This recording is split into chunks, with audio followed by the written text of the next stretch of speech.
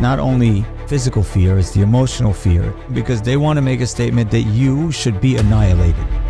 That's a frightening experience. When you hear it all together, more frightening than you thought, because it's unbelievable that a college campus in the United States of America in 2023 is so uncomfortable for a Jew. Because a lot of times you get up, you go to your class, you sit down, there might be people around there that hate you. My father used to say some people are anti-Semitic and some people are just anti-human.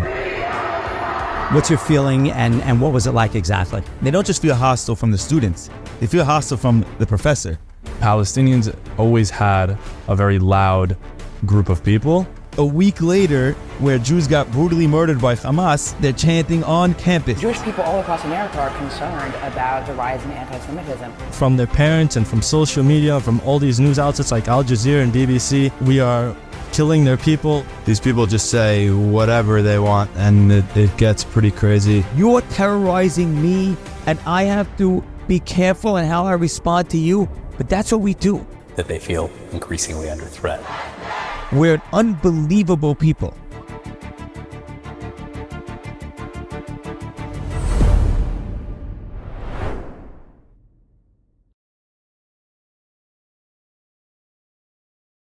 I really want to say thank you to the community for tuning in. You know, Kesher has a role of being there for boys and girls on the campuses, and till October 7th, it meant teaching Torah, it meant guiding them, it meant relating to them, talking to them, understanding them in their life in school and in the community. And for the most part, it was an easy concept. Boys love to come to the classes, girls love to come to the classes, they love to come to events, they love to grow. Our community is incredible. And then October 7th happened. And then all of a sudden, our kids started to feel uneasy on the college campus. So a few weeks ago, we did an event together with Enough is Enough to start to create some understanding of how to approach it. And then tonight, we decided as an organization to really gather together students from many different colleges, many of them here, a few of them out of town, to really understand in a real way what is happening on the campus. You know, our community hears things all in 2-minute clips and all in, edgy. We wanted it to be clear, to be understood, and that you'll hear from literally the horse's mouth. And so tonight, our hope is, B'ezrat Hashem, you're going to hear from different students in different universities, from MIU to Cooper Union to Northeastern to Brooklyn College and a number of others, so that the community could see and understand where it really stands today. And each family then decides how they want to inspire their children, guide their children, and support their children. So a good friend of mine, someone I love very dearly, Mr. Nathan Dweck, agreed to help moderate tonight. And Nathan, thank you very much for agreeing to do this. And I hope, B'ezrat Hashem, that through this short program tonight, our community will become more educated, and will hopefully, towards the end, give real suggestions on how to proceed and what should be done. And you'll hear from the students some of the things that they've done. Nathan, come. Thank you, Rabbi. So in person with us tonight, we have Nathan Sudawi, who goes to NYU, Jacob Cohen, who attends Baruch College, Soli Kamaji from Brooklyn College, David Aney from Brooklyn College, and Michael Harari representing his organization, Enough is Enough. On Zoom, we have Alan Shama, who dorms in NYU, Morris Bedeb from Cooper Union, Ralph Batesh, who dorms in Columbia, and Northeastern, which is in Boston, we have Mark Antar. So we're going to get started. Morris, one of the highest profile videos that I think we all saw was the library in Cooper Union. And knowing that you're a student at Cooper Union who attends the school wearing a yarmulke, what did that feel like? Watching it from home, it just looked like, the school was just completely not prepared for something like that. It looked, to us very scary and aggressive. What's your feeling and what was it like exactly? The library incident was really just a culmination of a bunch of events from the week. We had Monday, they put up anti-Semitic, inflammatory posters at our school facing the public, showing, spreading misinformation. And then we had facilities take it down. It's like you had all these, you had that event, you had the president not really responding so quickly. It just, all the culmination was this protest, which turned into this event in the library. I mean, I wasn't there, but even still, watching from home, talking, watching the news, reading the articles. You really, it started to introduce this kind of feeling like you are not loved where you are, or you're not protected where you are. So um, it's kind of scary in a sense, But throughout all of that, we had security behind our back. They would always mention, yeah, we got you, we're watching you, don't worry about it. But when you get to this point and these kids were, as we all saw, in a library stuck for 40 minutes, it's kind of like, where were they, and what were they doing? So as much as I love to be outwardly Jewish, I guess you could say, and showing my pride for the state of Israel, and showing just how showing my support. It's tough to come to school. We have a nice amount of students here, Jewish students. I don't think a lot of us showed up the next day just out of fear of being attacked the same way these students were the day before. Mark, you're in Northeastern, which is in Boston. Can you tell us a little bit about, what the Jewish community was like before October 7th and, what has happened since then? Yeah, it's a great question. And what I've seen and experienced so far is before October 7th, there was a Jewish community, but it was quite divided. So we have Chabad, we have Hillel, we have a lot of different organizations, but we didn't really work in unison. But right after October 7th happened, I orchestrated a rally between the Chabad, the Hillel, the Jewish Student Union, and a bunch of different Jewish orgs. We got in a room, we got together and said, now's the time to unite. Now's the time to be together. And we sat down and we figured out a date for a rally, and we organized the details together, and we all just coordinated as one. And since then, we've been working together. It's almost like a coalition where all the leaders of all these different organizations want to work with each other, because we all feel like we're our best allies and we're our best assets. And so I really saw so much unity across the board between, the Israel Club and just all the different organizations. It's a beautiful thing to see. And has, there been a difference in the tension, around the campus, around the Hillel House? 100%. So even logistically, at every event we have now, we have to have increased security. We have to have cops at every event we hold, because Jewish students say that they're not going to come if there's not cops at every event. Because the truth is, and the reality is, that Jewish students don't feel so safe to just come to an unguarded area. And it's certainly justified. Thank God on our campus in specific, we haven't had any protests to the events we've been doing. So that's good. But at the same time, Jewish students feel the need to be reassured. And so they want the security on campus. And, my campus has been good with that. They've been sending police. They've been keeping in contact with all the Jewish student leaders to make sure we feel safe. And it's good to feel supported. Right. And, I see the Israeli flag, and your hat. Like any concerns that your door, has a mezuzah on it, and, you're in a dorm, not in New York City? Yeah, it's a good question, and it comes down to the individual. I personally believe now is not a time to be scared and to hide your identity. I think it's a time to be proud of it, and so you shouldn't be scared. And if you do feel scared, it's not a problem with yourself, but it's a problem with your environment.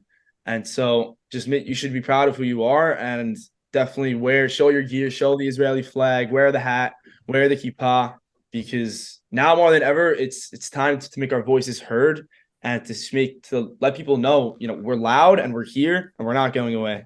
Michael, you speak to a lot of college students from your organization, Enough is Enough. Does everybody have this, same feeling that we're hearing from Mark? Right.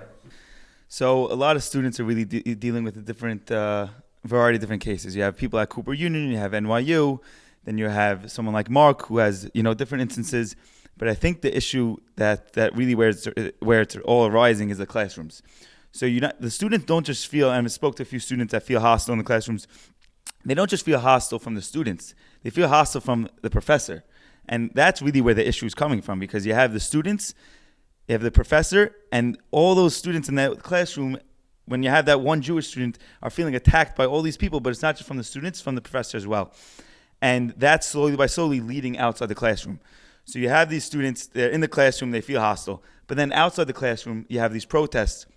And what they're saying at these protests is really an issue. So, like, for example, they're screaming free Palestine. Okay, free Palestine, we'll give them that. Let them say that, free Palestine from Hamas. But when they say revolutionize the Intifada, we have to understand really what that actually means. When they say revolutionize the Intifada, that's really calling for an uprising of violence against the Jewish people. And when you have that, it's leading up to physical danger against the Jewish people and violence towards the Jewish people on these campuses. So you have that. It starts from the classroom. It's leading to chanting, revolutionize the Intifada. It's leading to chanting from the river to the sea, which means from the Jordan River to the Mediterranean Sea, which means the extermination of the Jewish people and the Jewish state of Israel.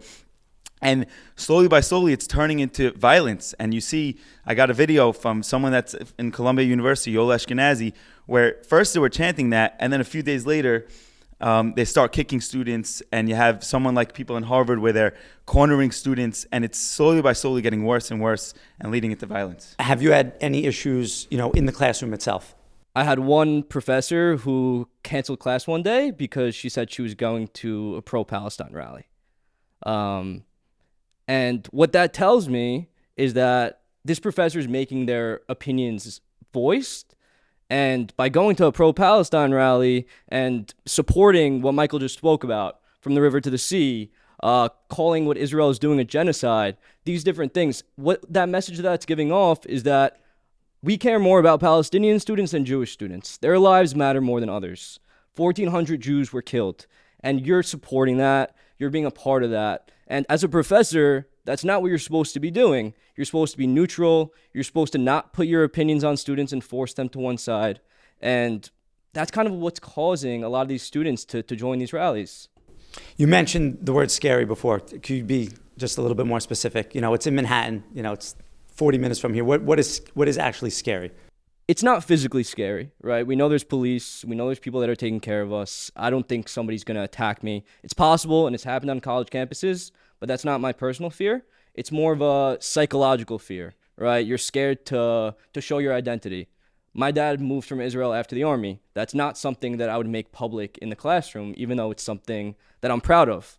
There are more extreme cases. Today, I was outside NYU Bopes Library, and there was somebody holding up a sign that said Jewish supremacy, and he was hailing Hitler in front of NYU campus. I don't even want to mimic what he did, but he was doing it over and over again for hours. And I stood there and I tried speaking to him, and I told him, I'm a Jew, and what do you have to say to me? Let's have a conversation about it. He wouldn't speak one word to me. In fact, what he did after, he ripped off the part that said Jewish supremacy. He wrote white supremacy on it. He threw the Jewish on the floor, and he started spitting on it in front of me. That's scary. Are there any students that you feel like are in the middle? They're just joining this movement, but they don't really know why? Yeah, I think that's actually the majority of students, right? There's students that have no connection to Gaza, no connection to Palestinians, yet for some reason, they're joining the Palestinian side. And I think in order to understand that, you kind of need to understand what the landscape of college looks like as a student who's not Jewish or not Palestinian. You're joining college, all of a sudden you're in a new environment. You're with new people, there's new ideas being shared, you're hearing about progressivism and how you can make a better society. And once these students are in this environment, they look to their professors in order to teach them that. And what we're seeing in the classrooms is that professors are pushing that this anti-Zionist movement is a part of a broader progressive movement to make the world a better place. And that's simply not true. And it's an extreme example, but it kind of reminds me of the same question I have when you think about the Holocaust. How are there millions of German civilians who had nothing to do with the Nazi Party, yet despite that, they allowed millions of Jews and gypsies and other people to get murdered? And I think it's kind of the same logic, and it's the same idea. Once they were committed to a cause, right? Hitler didn't do everything in one day. He got them to be part of the broader fascist movement, and then slowly he progressed it. And it's kind of something similar that we're seeing on college campuses as well. You get part of a broader progressive movement. You're masking anti-Semitism as anti-Zionism. You join a cause that you think is good, and suddenly it could get really extreme. Not that we've reached that yet, but we're at a point now where we need to speak up before it reaches that level of commitment where it could turn to violence. It could turn to a Holocaust in some sense. I think that was very interesting. Yeah, that was a great point. Because what you said is that the fact they're coming to be progressive, simple, honest, innocent, progressive, help the world. And then all of a sudden they're being They told get sucked in. that the way you have to help the world is you have to be anti-Zionist. So Yeah. I already signed up for the train. Yeah. Yeah. Once I'm on the It's a very train, good it point. keeps going. Alan, you're also in NYU, and you dorm. So, you're around there at night, when there is no class, near Washington Square Park. I got a petition from you. If you want to just share a little bit, about what's going on in your mind. So I'm there with Nathan. I also see what's going on. But what I see more is loud voices in the majority. I know a lot of students who reached out to me and said if I'm okay. I have professors who asked me how I'm doing. They didn't say that they were against me. When I walk through the park, sometimes I see protests. I've seen it once or twice. I've seen large protests calling with the slogans that everybody mentioned that do mean a lot more than they seem to mean on the surface. But I also see passivity. I see a majority of the population that just isn't active. They're sympathetic. They don't want anybody to be a victim. They don't want anybody to be hurt, and they don't understand the conflict. So while I do agree with Nathan and everybody else that it is a scary place and that sometimes the fringe people are loud and they are scary and they have statements and Jewish supremacy and signs that do threaten us and they do hit us in our raw spots, hit us right here in our chest and our hearts, and that's scary. But at the same time, there's more people on our side, and there's so many more people in the middle who will stop them from ever doing anything wrong to us. And I think that's really what I feel walking around campus. I do feel that people are scary, but I have no fear to walk around with my kippah on at all times because I don't think I'm going to get attacked. And I think most people, despite their being quiet, aren't malicious and they're not evil. Yeah, I mean, it seems like it had a positive effect on you, seeing what the faculty and the president was doing. I have a question for Alan because I'm curious to hear it. I know that a lot of the protests that are happening are specifically for NYU is happening in Washington Square Park. But the other day, they had Free Palestine signs, they had people chanting, professors were there inside the school. So do you feel like it's closer to you and closer to your classroom, closer to home when it's actually inside the school? Because first you had Washington Square Park, okay, school can't really say anything, but you should stand up and reach out to the school. But now that it's inside the school, it's in the lobby, and they're chanting Free Palestine, they're throwing signs out. How does that feel?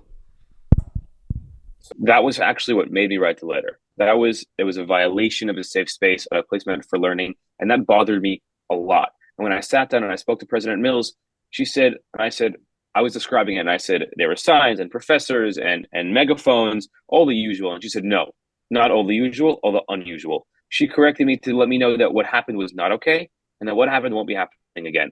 And so that was a scary moment for me. I thought we were lost. I felt alone. I felt really on an island as a community that we weren't being represented. But I do have confidence that won't change, and that will change in the future, and it will never happen again. The NYU library is supposed to be a place where students come together from different sides. So when you bring those protests into that library, it's telling us that it's a place for everybody, but not the Jewish people, right? Not the people that support Israel, not the people that care about Israel. And it was professors, and there were students that were crying, and there were students, it was midterm season. People were just trying to study. That's not supposed to be a place that you bring that into. That's not supposed to last for 20 minutes without security shutting it down. Like Alan said, I think NYU did a really, really poor job of handling that situation. But at the same time, like Alan said, we're hoping that they could resolve it in the future. Jacob, you go to Baruch. That's a little bit more of a commuter school. I'm assuming a lot of your classmates are local. What's your experience been knowing that those students have been around Jewish life in New York City, their whole lives? So just to give a little bit of background, in Baruch, I'm a sophomore now in Baruch, so this is my second year. Last year, even the Palestinians always had a very loud group of people. It was never violent. After October 7th, they continued to be extremely loud, but not violent. When I walk through the school, I always wear my kippah. There's definitely a lot of tension.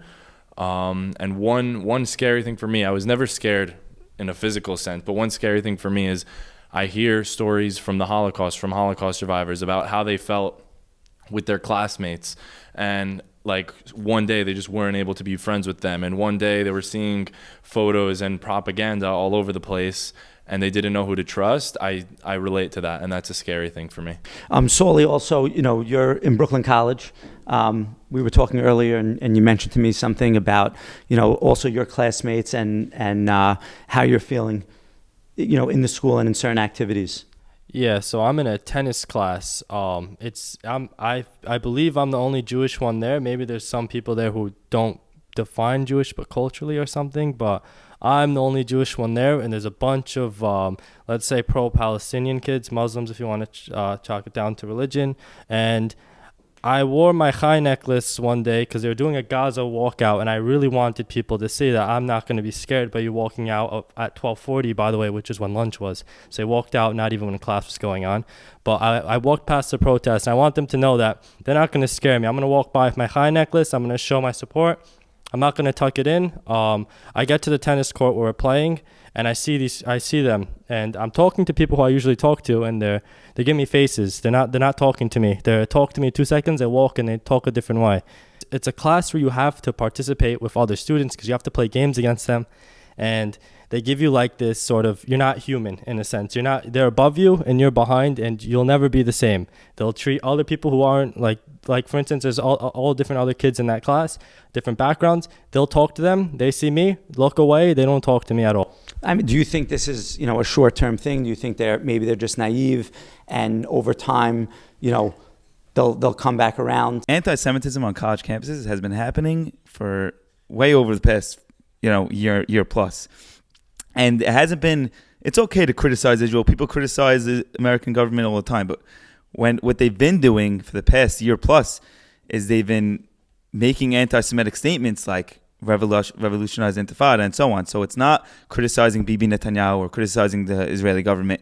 It's literally acts of anti-Semitism. So students have been feeling unsafe on campus for a while now, but now it became to an extreme where a week later, where Jews got brutally murdered by Hamas, they're chanting on campus. It jumped a whole nother level from anti-Semitism on campus, and now these students literally do not feel safe because right after the acts of Hamas, they're chanting Free Palestine on campus. So it's scary to say. So it's funny how after October 7th, they kind of expected us to feel some sort of way. And after the Hamas landed this nasty attack on Israeli citizens, they were more happy to call themselves. They were more happy to be pro-Palestine. They countered a memorial, not a rally, a memorial where we were saying Kaddish for the babies who were killed and the innocents who lost their lives. And they were yelling at the other side, Antifada and like all-star and like Free Palestine from the river to the sea. They were chanting that while we're praying. We're not even talking about Israel as a government. We're talking about the people who were murdered, whose lives were taken. And they were proud of themselves. They were like, they thought they were like, they were the good guys chanting. So it's crazy to me that. Yeah. Ralph, you dorm in Columbia. So, you go to the dining hall and the Hillel house and I'm sure to Minyanim there. What's that been like? It's pretty wild. Just yesterday, I was sitting in the dining hall across from these two girls who obviously had nothing to do with the Middle East. They were very, very white. And I overhear them talking about this email that the president had just sent out about like an anti-Semitism task force. And, I was just kind of eavesdropping. Honestly, they were saying things like, I can't believe they're saying there's anti-Semitism on campus. The most disgusting thing in the world is a Zionist. It's so shaking to see a generation of Zionists in power. They killed so many in the hospital bombing, which we all know the Al-Ali hospital bombing was a PIJ missile that misfired. And they're just simply so uneducated for Ivy League students. They're so misguided. And I think a lot of it has to do with the administration. Just a couple of days ago, there was a letter sent out which aimed to recontextualize the October 7th attacks. And it was signed by hundreds of professors and posted all over social media. This is the kind of echo chamber that we're in at the school. thank God the Jewish community is very strong, but the anti-Jewish community is equally as strong, if not stronger. And especially when they're given spaces to talk about these things without consequences. Like I know most schools have an app called Side Chat, which is kind of like Twitter but anonymous. These people just say whatever they want, and it gets pretty crazy. One post said, "I sincerely hope any IDF veterans here, including David Ben Naim, who's a friend of ours, a Columbia student that enlisted, die slow, painful deaths." They've also said things like, just a reminder that Muslim students don't have a craft center donated by one of the richest Jewish alumni. I'm sorry for those lost and imprisoned on October 7th, but frankly, the existence of Hamas is less horrifying than the abhorrent existence of Israel. Just things like that are kind of, permeating the talks at Columbia. David, you go to Brooklyn College. There's enough work to be done, with all the papers and the tests. When you wake up in the morning since October 7th, do you feel like an extra burden just to go to school? So I definitely feel the anti-Semitism around me. I mean, there was a rally about a week after October 7th, and most of the people didn't even show up to school. And I was there. I saw the rally and whatever, and they were all yelling things. And I even went to the Hillel that day, and just there was like barely anybody there. And yeah, I don't know. It was kind of like what happened to us. They just kicked us out of school. Like I'm not understanding what exactly happened. But I think after that I think the Jewish community kind of like came together and was stronger with their feelings and actually kind of united. Rabbi, just turning to you and Kesha's role and being there for our students in college and educating them, and what are some of the things that you're hearing and some advice that you have for the students? So first of all, listening to all of the different accounts and the stories, when you hear it all together, it even is more frightening than you thought, because like someone mentioned, it's not only necessarily physical fear, it's the emotional fear. It's just the thought process of, I'm walking on campus and I'm sitting in a classroom. What is the person next to me saying? There was the walkout a couple of weeks ago in the CUNYs, and I mentioned that in the class. I said, you know what it means for there to be a walkout? That means someone is getting up in the middle of class and walking out, your classmates sitting right next to you, not because they believe in pro-abortion or they believe in anti-gun rights or even because they believe that Sabbath should be on a different day. They're walking out of the classroom because they want to make a statement that you should be annihilated. That's a frightening experience. And it doesn't matter, they don't have to say anything. They just get up out of their seat and sit down. That's uncomfortable as a Jew to be in that experience. So I think a lot of what you've shared, from Cooper Union to NYU to Brooklyn College, even in Baruch, and of course even in Boston, hearing the different experiences really is to me eye-opening, and I think it's incredible for parents in the community and young people in the community to see and sort of understand what's happening. My thought process in talking to students and visiting, like was mentioned, in Boston and visiting Brooklyn College a few times and Baruch, and I hope to go to others in the coming weeks. To me, I would take as a 5-step approach. Step number 1 is make sure you're safe. If you feel unsafe, don't put yourself in an unsafe position.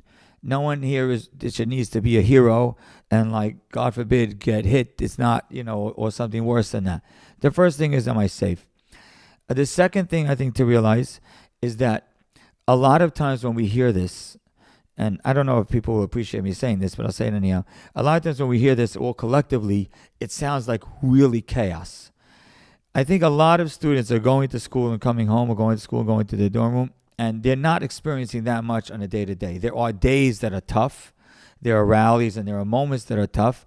But then there are also days that are sort of calm. So I think an individual student needs to know that don't be scared 24/7, because a lot of times you get up, you go to your class, you sit down, there might be people around there that hate you, but not necessarily is it aggressive every minute of every day.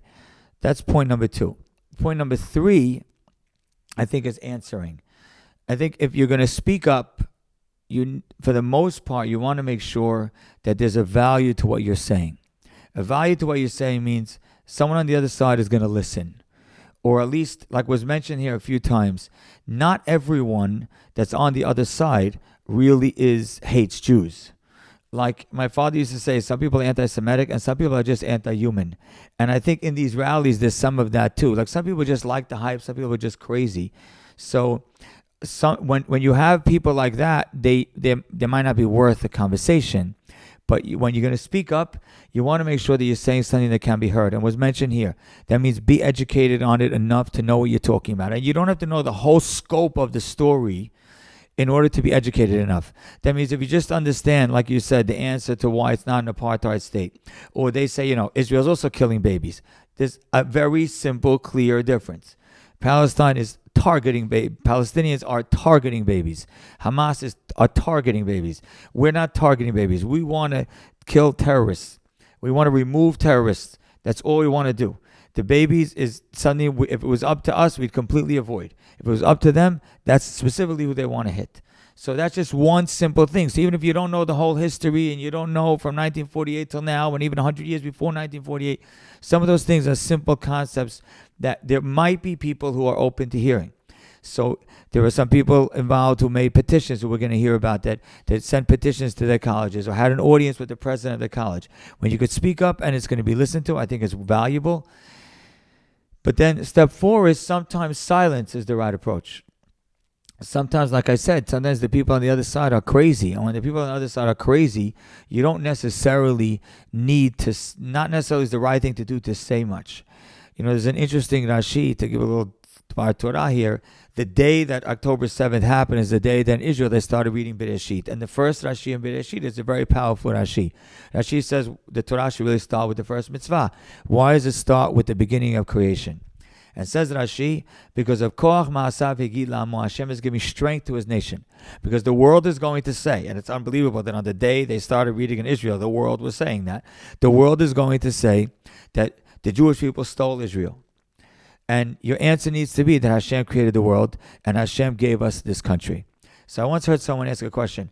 Are you really going to get up and you think anyone's going to listen to me? You think I'm in NYU or in Cooper Union in the library and say, guys, there's Rashi in the beginning of the parasha that you should know about that answers your... So I think that leads to number 5. The point of the Rashi, and sometimes the point of education, is not necessarily to speak up, but it's to feel an inner confidence and strength.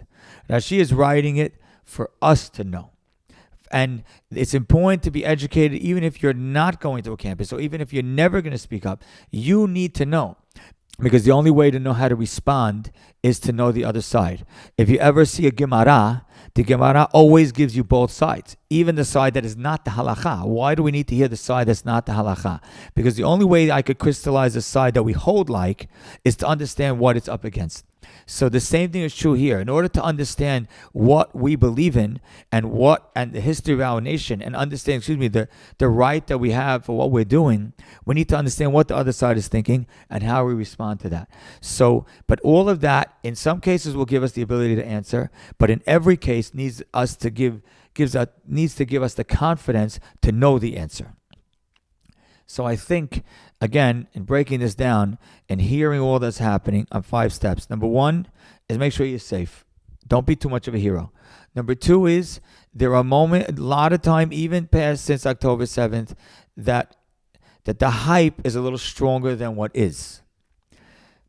But number 3 is the reality is there's a lot of craziness that's going on out there. And it's unbelievable that a college campus in the United States of America in 2023 is so uncomfortable for a Jew. And what that means and for campuses in the future, what it means for Jewish people in the future, I think only time will tell. So that leads to number 3 is knowing the right answer when you have an audience that wants to listen. And then number 4 is that picking the time when the right approach is silence. And number 5 is whether you're going to answer or whether you're going to be silent, you always need to have in your mind, you need to be clear. And when you can be confident, like someone said, I wear the chai necklace. Someone else said, I wear a kippah. Someone else said, I'm proud to have a flag around me or to show that I'm Jewish. When you're able to have that strength, I think what intimidates the world about us is that we make no sense. We make no sense that we are so small and technically should be so weak and technically have been through so much, yet we are so proud and so united.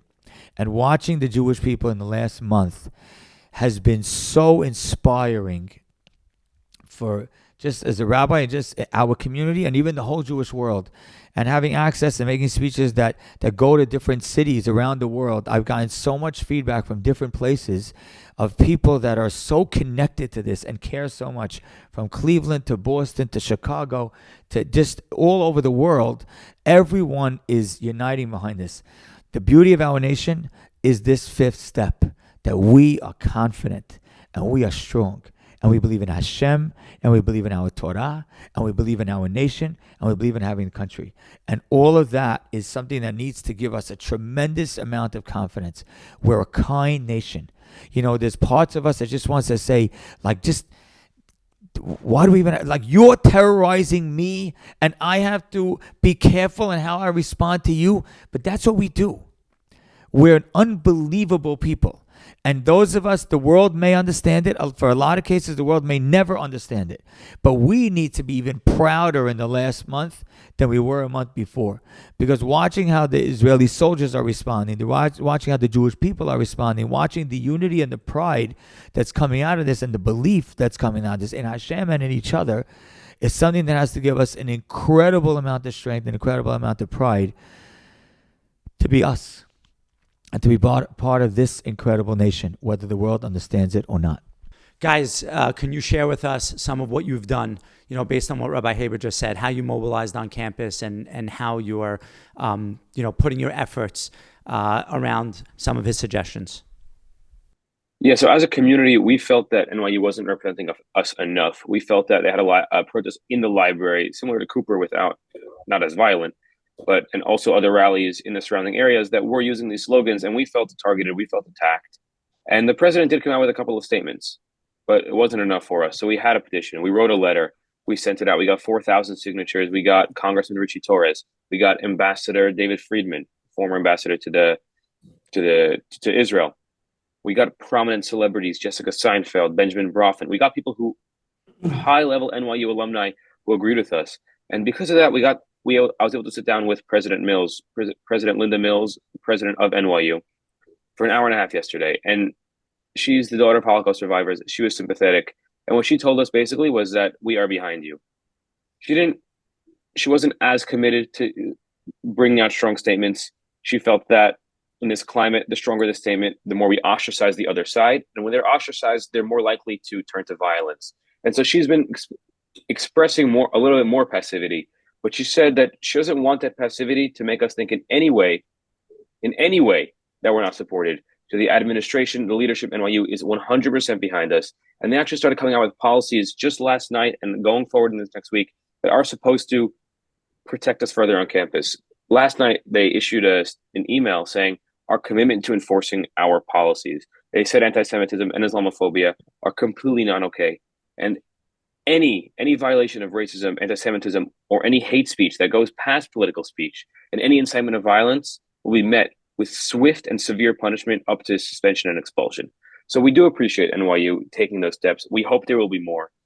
They did tell us that there are faculty and students who are currently going through the legal processes of being kicked off campus and stuff like that. It has to be kept under radar because it necessarily is confidential due to its being a legal process. But it is happening. NYU does stand behind us.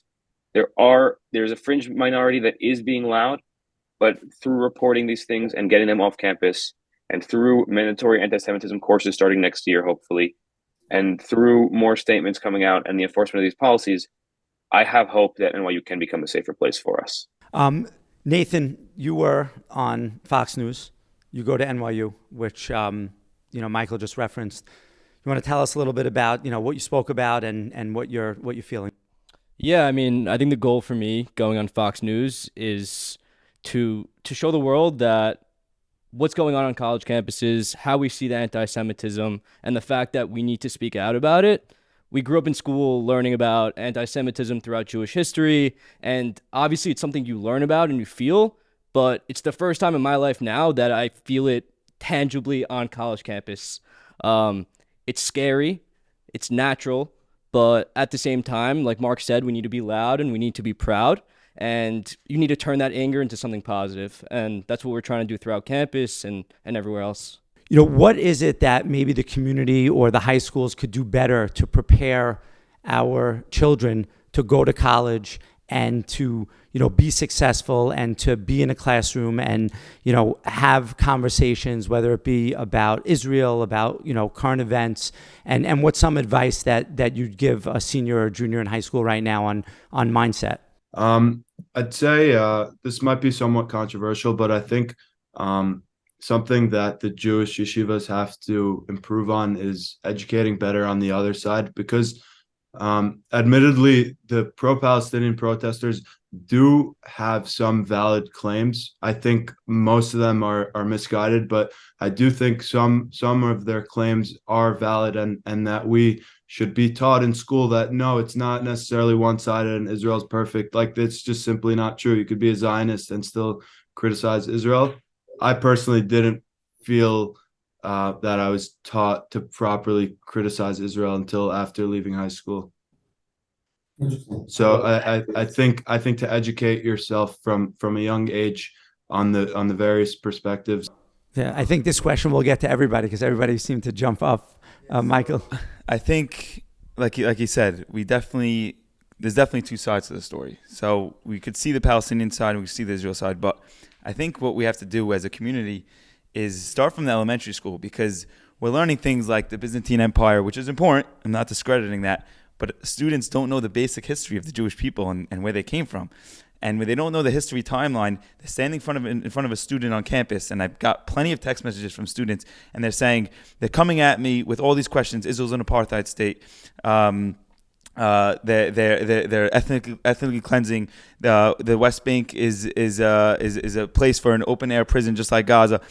And they're making all these claims, and the students have no idea how to respond. They have no idea how to respond, and it's a huge issue because it's not only the students that are coming to them. They're speaking to a Jewish student, and you have students that are not on either side. They're in the middle of the road, and they're saying Israel's an apartheid state. They don't know how to answer the simple question of that, and I can answer that question in a second. But they hear a Jewish student doesn't know the answer to that, and then they're going and they're watching the media. They're hearing a lot of people on campus explaining what it is on their end. And what makes them believe that if the Jew doesn't know how to defend himself and the Jew doesn't know how to respond to these questions, then what's going to make them not believe the media? So what I think the community needs to do, personally, with my humble opinion, is start from the elementary school, work from the bottom up, and educating these students about the Jewish history, about the Jewish people, and start from there. And then slowly by slowly go into high school, learn about both sides into high school. Maybe don't give the other side of the Palestinian side in elementary school, but once you get into high school, give that side just because they have a better sense of the idea of the whole topic in itself. And then when they go to college campuses, they're able to respond. They're able to give the answers. And when you have those answers, it's not, just to give it the answers to the people. It's also for you to know within yourself, because it builds your Jewish pride and your identity when you know the history and you know the answers by yourself. You walk around and you wear the Chai necklace, like he was saying. So you walk around with more pride when you have all these answers with you. I believe that when we talk about pro-Palestine, a lot of them are pro-Hamas, right? They're not talking about Palestinian civilians. They're celebrating the attack on October 7th. In talking to boys and to girls over the last month, a lot, so many of our students of the yeshivot are proud and are confident and know what to say or know when to speak or when not to speak. Our belief across the board has not wavered one bit. I don't think I've found one student in any of the colleges that I've spoken to or in that said, their belief in Hashem, their belief in the community, their belief in the Jewish people is only strengthened. The belief in Am Yisrael is only strengthened. So if I could humbly say, I'm very proud of our community. I'm very proud of the boys and the girls in our community. In fact, I'll give you one little anecdote. I was on a Zoom call with a bunch of students, and I was talking to them. This was right in the week. Maybe it was October 10th, 11th. And I said to them, what are you feeling? And one boy said, I'm nervous. The other one said, I'm uncomfortable. And one girl said, Rabbi, I decided this week I'm wearing skirts. in campus. I want to be visibly Jewish. She says, all you guys are wimps. I'm confident, I'm strong. And the truth is, it's so inspiring what she's doing. But I don't think all these guys are wimps. I think you guys are doing an incredible job. You know, Nathan, you were on Fox News and you spoke incredibly well. Michael, your organization Enough is Enough is really doing a lot of strong effort to galvanize people. You put together a petition or a letter. We got 6,000 emails sent to Brooklyn College, and we also set up a whole list of all different colleges where you could just simply send them an email. It has a template written out, everything written out already. They just have to click the professor's name, press send, and it sends an email. We had 6,000 letters is an incredible job. And again, those of you that are in Brooklyn, those of you, I went to Boston and met with Mark and a few of his friends. Your strength and your confidence is inspiring. And the parashiot that we're reading in these weeks are about Abraham Avinu, about Yitzchak Avinu, and what they needed to have more than anything is this strength. Abraham Avinu was tested again and again and again, and those tests made him Abraham Avinu. Yitzchak Avinu was tested with his life, and that test made him Yitzchak Avinu. And I think the same thing is happening to the boys and girls in our community. You're being tested, you're being uncomfortable, and I think it's making you more Jewish, not less. More of a Torah Jew, more of a believing Jew, more of a proud Jew. And hopefully Hashem will make this pass. And hopefully we'll be able to do what we do. And again, what is the future of our community on campuses and how we handle it, we'll see in the coming months and in the coming years. But as for now, I think our yeshiva high schools are doing an incredible job, even though there's work to be done, doing an incredible job in producing boys and girls that are dealing with curveballs that they were not prepared for, because no one on October 6th was prepared for October 7th.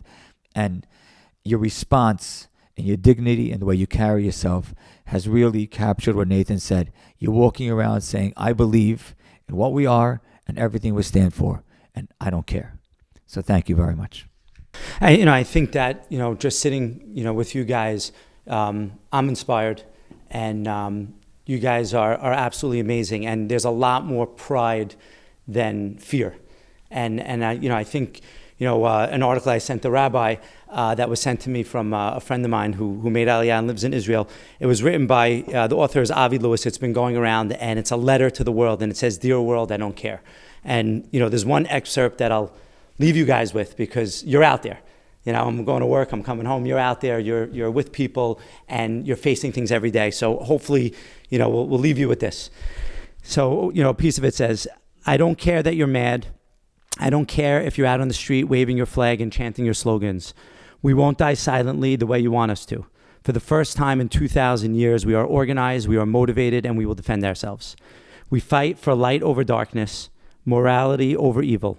Not that it matters to you, but we will stick to the rules and hold the high moral ground, not because you expect it from us, but because they are a value for us. We will do so ethically and thoughtfully, for we are the people of the book. And I think that you guys out there, you're fighting a fight. You're fighting a fight, and you're doing it the right way, and you're handling yourselves the right way. And Hashem should bless you, and you should continue doing it that way. Another thing that our community students need to know is that your community is behind you. Well, obviously this is Kesher, so Kesher is behind you, but businessmen from all different parts of our community are spending time going to the campuses, meeting with deans, meeting with presidents, communicating, and I think it's already starting to make a little bit of a difference, and I think it's going to make more and more of a difference. So don't feel alone. Your age group, 10 years ago, was an age group in this community that really was not so focused on. And I think today your age group is incredibly focused on. Obviously Kesha, but other organizations as well. Everyone knows that this age, the 19, 20, 21, 22-year-olds, that's really where life gets built. And so much of our community resources, time, and energy and belief is going into you. And all of you have really showed us why we have so much belief and so much confidence in you.